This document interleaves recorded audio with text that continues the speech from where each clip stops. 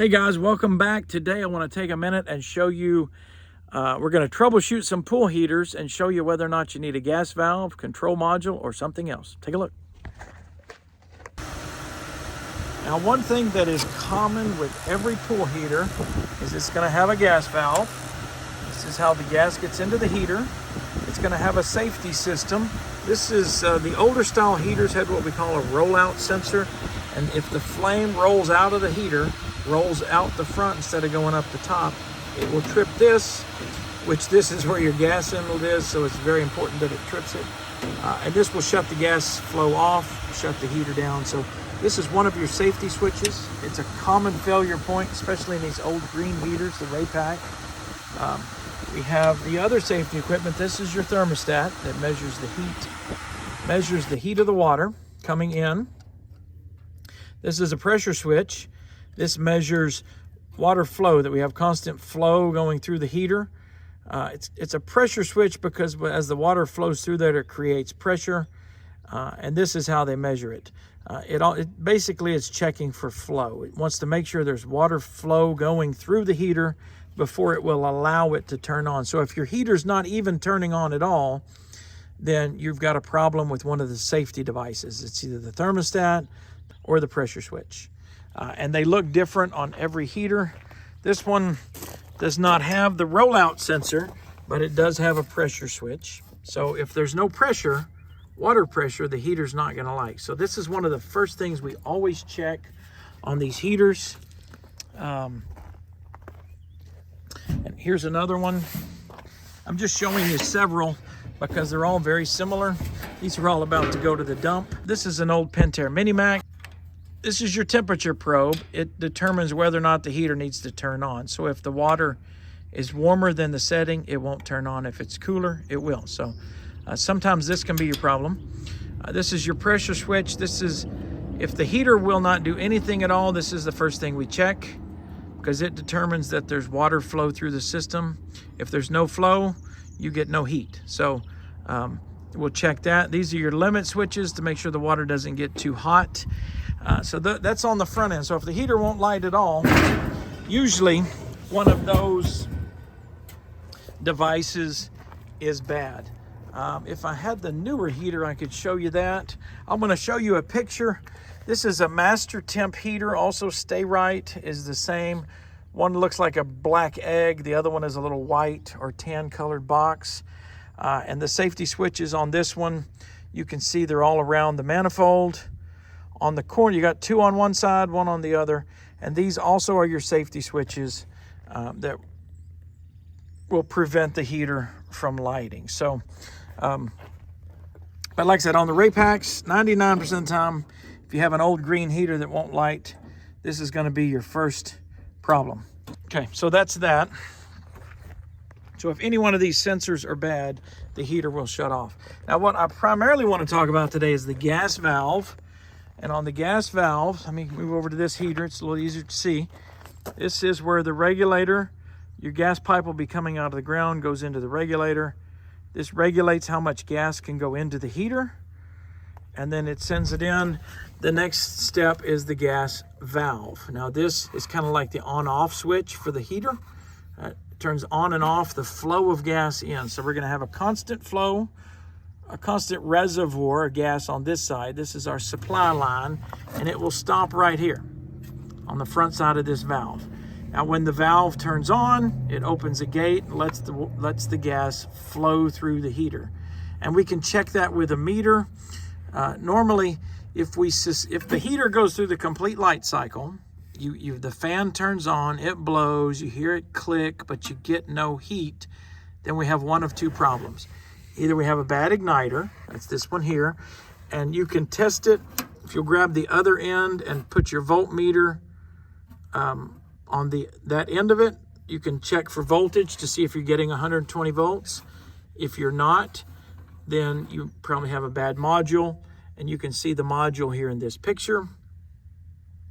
And in the module, where the 220s are on this left side, that is where you would check for voltage to the igniter. And these two cords, or these two little wires, will be plugged into those 2 points. So unplug the wires, put your voltmeter there, and test it when the heater is going through the ignition cycle, and you should get voltage 120 volts once it goes into the ignition sequence.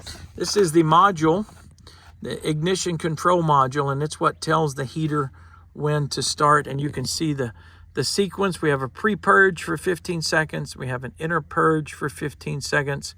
We have an ignition for 7 and a heat up for 40.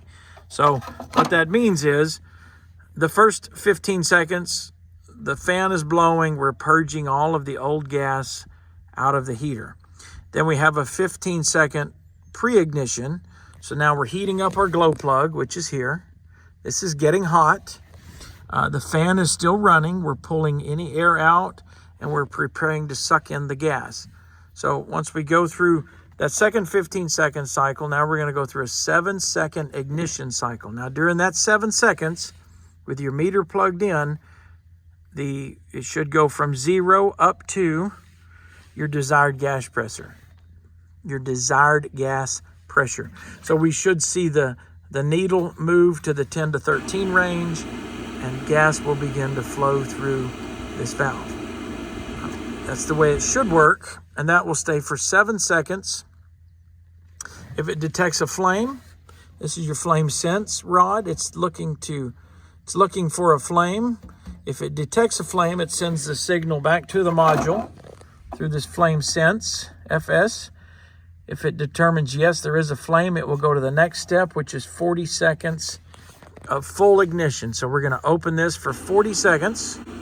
And as long as we don't lose flame, the fire doesn't go out, it will remain on. If during that 40-second cycle, we lose a signal that we have no flame, it immediately closes the valve. So that kind of shows you how the gas valve works. And it's very similar on every heater because they all use a similar ignition control module. As far as replacing these gas valves, hey guys, welcome back. And we'll go into part 2 of this heater repair video. Now we're going to look at the gas valve. I'm going to show you how to take one out, how to put it back in real quick. It's not too hard. Just got to be a little bit careful about the gas. Let's check it out. Okay, now on this trailer, I've got multiple heaters that we've taken out over the last few months. So this one's a Hayward. You can see the gas valve, the inlet pipe. We've got a regulator on this one. This is a Pentair Mini Max. You can also see the inlet pipe, the gas valve, the wires that hook to it. We've got some green ones. We got another Mini Max. We got another Raypak. See a lot of these coming out of the market. They're 20 plus years old. They're just rusting out. Same situation. Regulator would be here. This is your inlet pipe and the valve there. So I'll show you how to take this one off. We'll do this Hayward. We'll also do that Raypak. And so you'll have a good idea how to take a gas valve out once we get finished. Okay, first thing, get the camera situated so you guys can all see.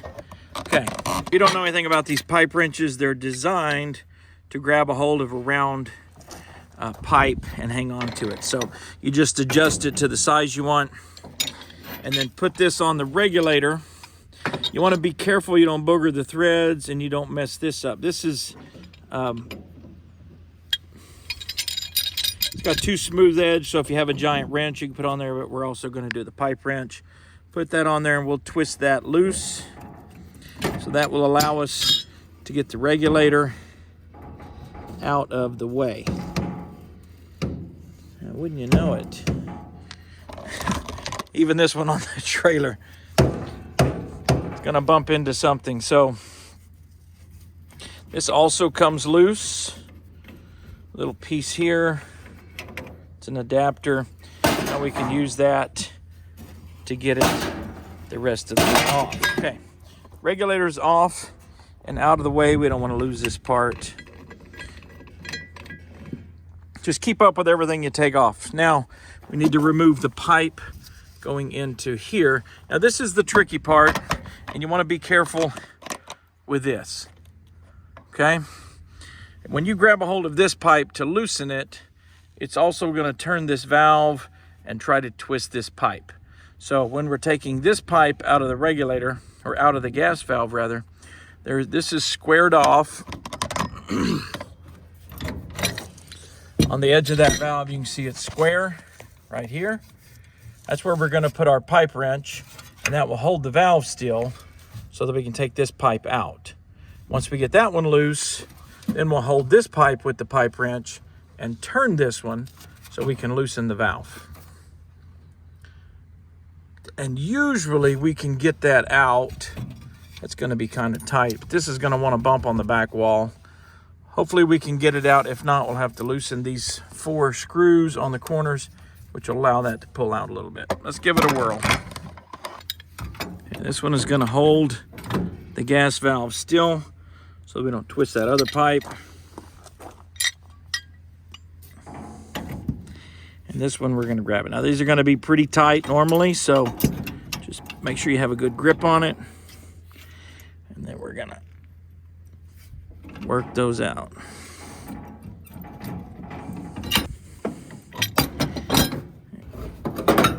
Okay,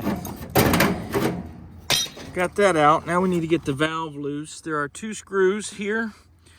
Usually there's gonna be some kind of mounting bracket that holds that valve still. So we'll pull those out, should free the valve up, then we just twist it off. Now you can see that's loose enough that we'll be able to turn it. Okay, now very important, get a good grip on this pipe because we don't want to twist the gas.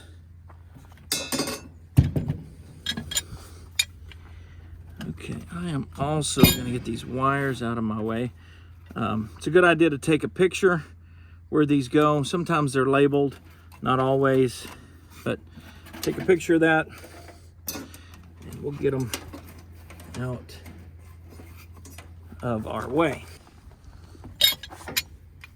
This one's going to grab the square part, the valve, and then we're just got to twist it off.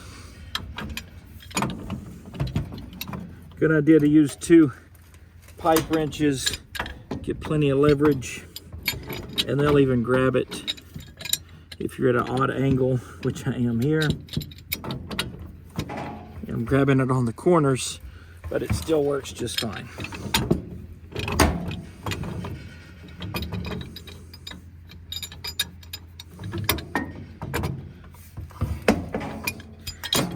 Okay, and eventually you'll get it loose enough where we can twist it off. Okay, there's your old one. When you put the new one in, what's important is the gas flow, which way it's going. So just look at your new valve, put it back in the same exact way. This one was sideways. Normally they're up and down, so when we install the new one, just put it right back, same way you got it out. Okay, now the reinstallation process is exactly the same. You're gonna get the new valve, you're gonna put pipe sealant, thread sealant on this, and then basically just screw it back in. Okay, we're gonna screw it up until it's tight. Now I'm just putting the old one back in because these are used parts. I'm just doing it to show you guys what we're doing. Okay, now I'm gonna leave it straight up and down. And then I'm going to my new pipe. Again, we're gonna put thread sealant here. You can see where the old stuff was. So just apply new thread sealant. Make sure it's rated for gas. We're gonna feed it back through.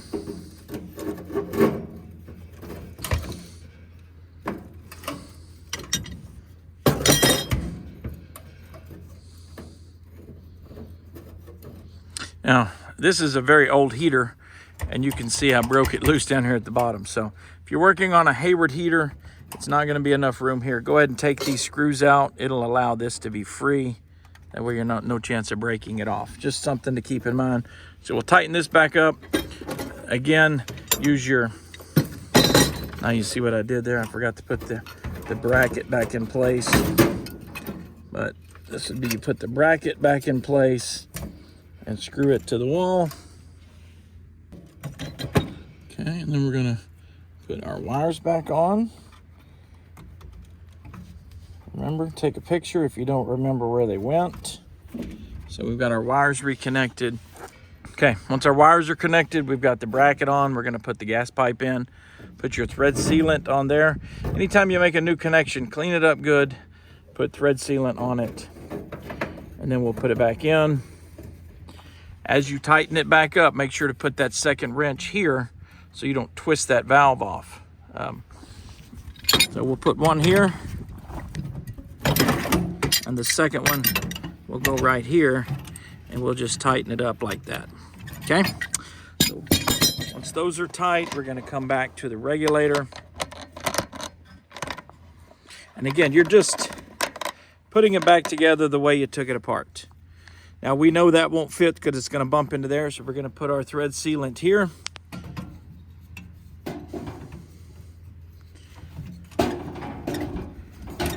We're going to tighten that back up.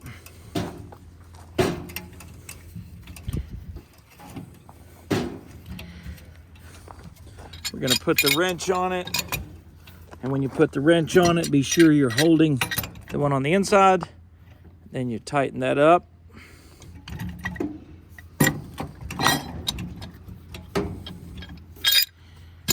Good and tight. And then you'll put the adapter back in.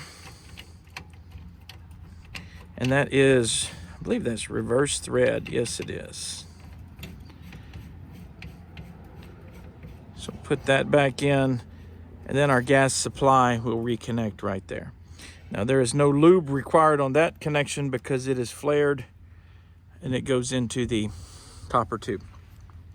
Okay, that's how you do this one. Let's look at a Raypak, the green one. It's going to be almost exactly the same as the last one. We're going to take off our regulator. We're going to take off the feed pipe, the supply line. We're going to loosen these two brackets here. And then this is a pilot.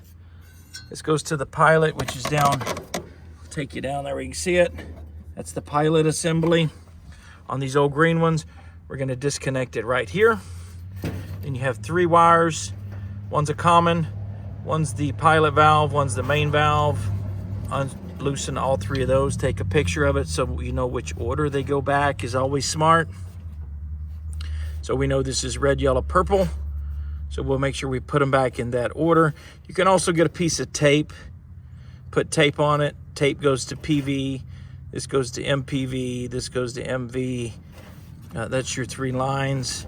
And then the green one is ground. So we'll disconnect all the wires, disconnect this, put a pipe wrench here because we don't want that to turn, and then we'll loosen the valve. And this one also is going to be too tall, which I hate that because it makes the job harder. But there is a screw right here and a screw right here. You will have to loosen those on this heater to get that tray to slide out. I'll show you very quickly. Okay, there's the first one. Do the same thing over here. Okay. Now that we've got those out, it's going to allow me to pull this burner tray out. The whole tray becomes loose. Now, you see I've got lots of clearance here where I can work with it to take that gas valve off. Let me set you up here where you can see. All right, that should give you a pretty good perspective.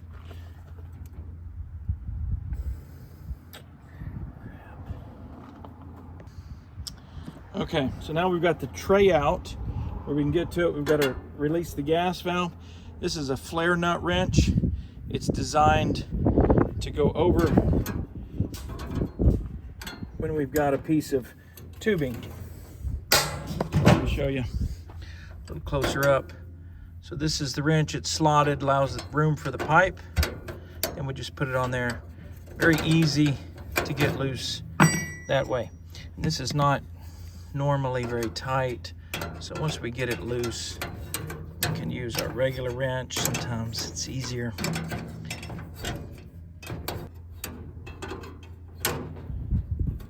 Okay, that's out of the way. Then we've got our wires. We'll disconnect our wires. Got the ground. And then the 3 over here. Just remember which way they go, so you can put the new ones back the same way. Okay, there's that. Now we're going to loosen the valve. easier to grab if you got a big pipe wrench. Okay. I've got the whole valve. The other one is grabbing this pipe so we don't twist it off. You can see that's gonna be tight.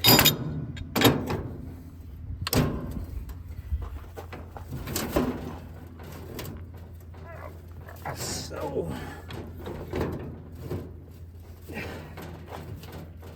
golly. As you can see, sometimes they are on there quite tight. Let's do this.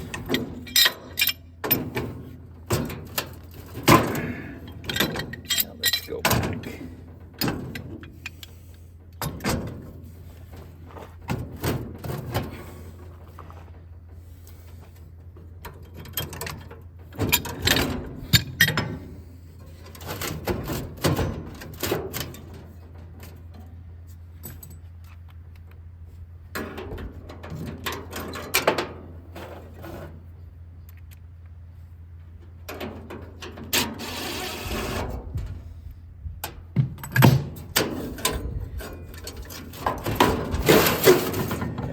We get it out here where we can work on it a little bit easier.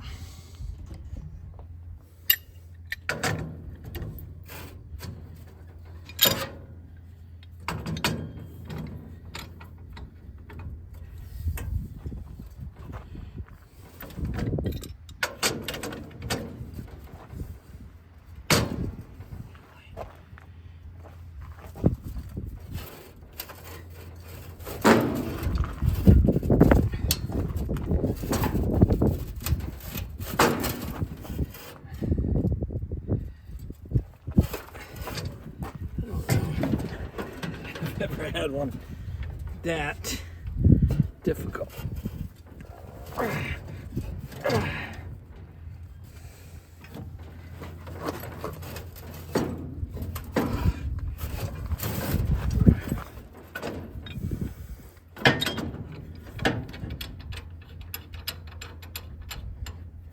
This is the old one. I'm not worried about tearing it up. So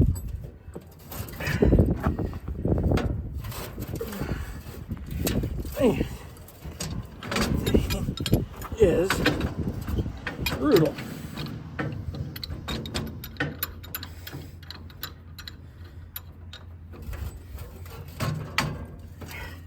There we go. There we go.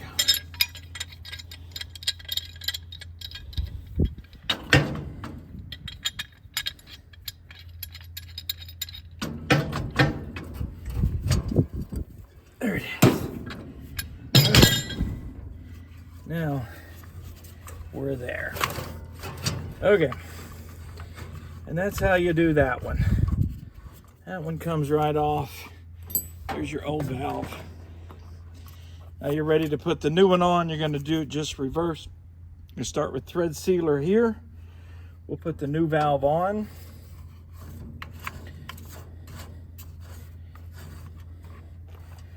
Okay. Go as far as you can by hand. Now, this is the new one, so just be careful you don't ding it up. So you can see the ends here are square. Use the square part to get it to the right position. Okay, we're back to straight up and down. While it's out here, it's a good idea to go ahead and reconnect your pilot light, because it's kind of a pain to do. As you can see, it's a little hard to start. There you go. Once you get it in place, go ahead and snug that one up. Just be sure not to strip the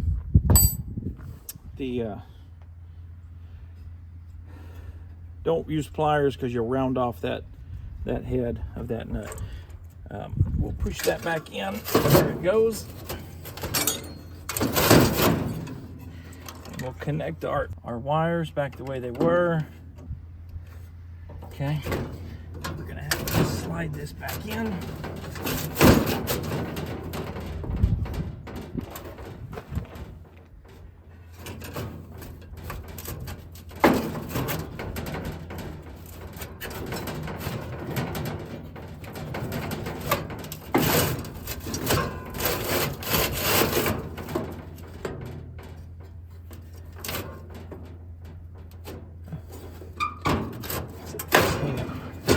There it was.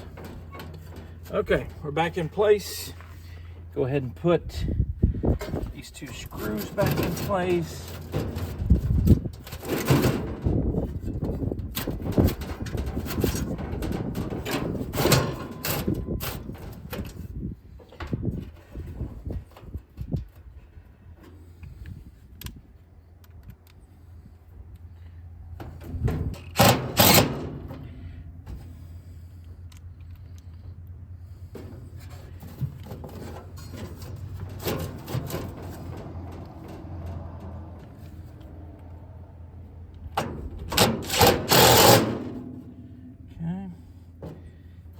One more for this holds our ignition wire.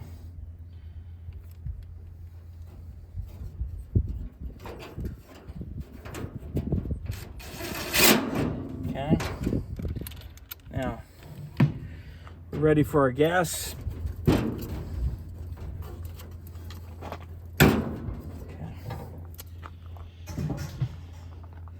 We're back in the slot. New valve is in. Been wired up, pilot light is connected. So we'll put our thread sealer on this pipe and feed it through.